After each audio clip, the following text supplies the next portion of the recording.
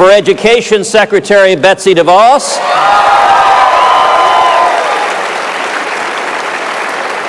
And very, very soon, I look forward to thanking Harry Reid for Supreme Court Justice Gorsuch.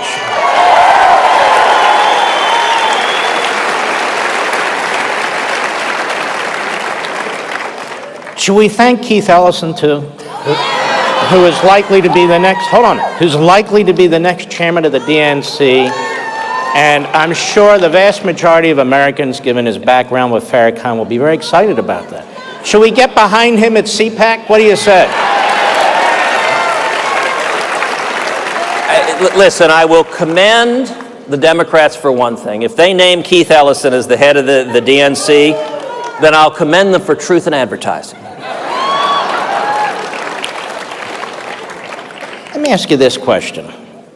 There is a battle somewhat over Gorsuch. But when there's another vacancy, yes, how much nuttier can they get? Because the next vacancy, they're going to say belongs to them. And so, you know, we can only have so many people on the court who actually are faithful to the Constitution.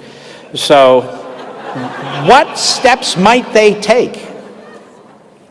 Well, listen, this vacancy right now is defense.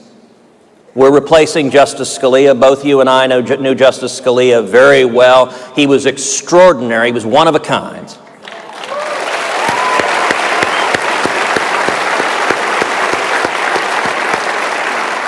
By the way, I have to tell a quick Scalia story just in honor of the great jurist, which is in the early to mid-1980s, then Judge Antonin Scalia was on the D.C. Circuit. The other prominent conservative was Robert Bork. Reagan was in the White House. Everyone knew one or the other, either Scalia or Bork, was likely to get the next vacancy. They didn't know who it was going to be.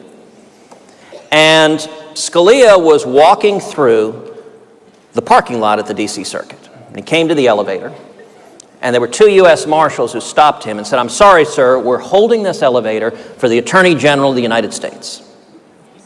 Scalia pushed past them. I'm going to confess, I have no idea what the hell that is. The doors closing, he said, "You tell Ed Meese, Bob Bork doesn't wait for anyone."